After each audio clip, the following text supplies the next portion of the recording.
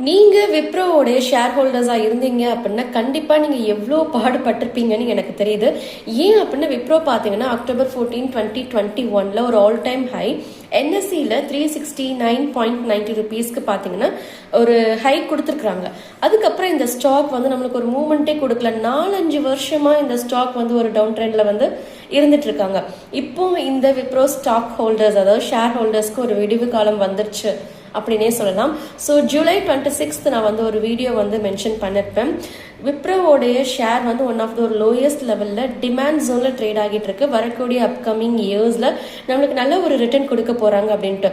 So 26th July நான் video record பண்ண டைமிங்கில் வந்து 177 rupeesக்கு வந்து ப்ரைஸ் ட்ரேட் ஆகிட்டு இருந்தாங்க. இப்போ என்எஸ்சியில் பார்த்தீங்கன்னா அரௌண்ட் இன்னைக்கு நம்மளுக்கு ஓகே, ஸோ அரௌண்ட் 180, 200 இந்த ரேஞ்சில் வந்து நம்மளுக்கு வந்து ட்ரேட் ஆகிட்டு இருக்கிறாங்க. ஓகேவா? ஸோ ஸ்டில் மார்க்கெட் வந்து ஒரு டவுன் ட்ரெண்டில் கம்ப்ளீட் பண்ணிட்டு இன்க்ரீசிங் ட்ரெண்டில் போகிறதுக்கான ஒரு ஆக்டிவிட்டீஸை இப்போதைக்கு எடுத்து வச்சுட்டாங்க. ஓகேவா? ஸோ இப்போது இந்த ஷேர் ப்ரைஸ் எது வரைக்கும் போகலாம் அப்படின்னு பார்த்தீங்கன்னா 235 rupees வரைக்கும் விப்ரோவோடைய ஷேர் ப்ரைஸ் நம்மளுக்கு டெக்னிக்கலி ஒரு மூமெண்ட் கொடுக்கறதுக்கு ரெடியாக இருக்காங்க. அதையும் தாண்டி ஆல் டைம் ஹை வரைக்கும் போகலாம். பட் ஃபர்ஸ்ட் வரட்டும்.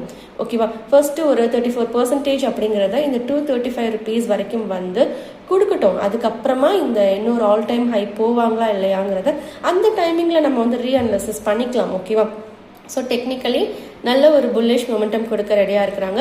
ஃபண்டமெண்டலி நம்ம வந்து இந்த ஸ்டாக்கை வந்து செக் பண்ணி பார்க்கும்போது டெப்ட் வந்து அவ்வளவா இல்லை. ஓகே, அடுத்து ரெவென்யூ அண்ட் நெட் ப்ராஃபிட்ஸ் பார்த்தீங்கன்னா ஒரு இன்க்ரீசிங் ட்ரெண்டில் தான் இருந்துட்டு இருக்கு.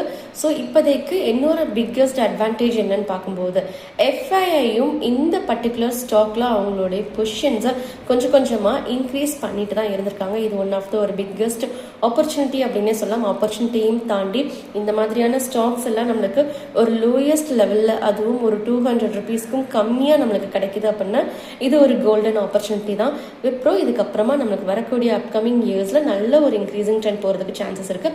But based on current scenarios நம்ம வந்து ஸ்டாக்கை அடிக்கடி ரீஅனலைசிஸ் அட்லீஸ்ட் மந்த்லி ஒன்ஸாவது நம்ம வந்து செக் பண்ணுற மாதிரி இருக்கணும் கண்டிப்பாக. ஓகேவா? ஸோ பார்க்கலாம் இந்த விப்ரோவுடைய ஸ்டாக் 235 வரைக்கும் இப்போதைக்கு ஒரு ரேலி கொடுக்குறாங்களா இல்லையா அப்படிங்கிறத.